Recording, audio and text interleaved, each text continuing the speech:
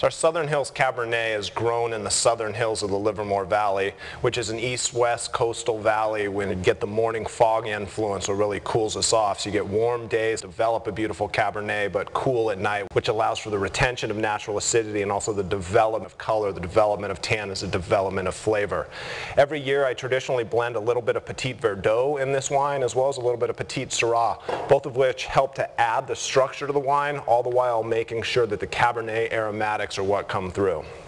So Cabernet, traditionally, you have some cassis, you have some dark cherry, a little bit of a black olive, and with this wine, it's no different.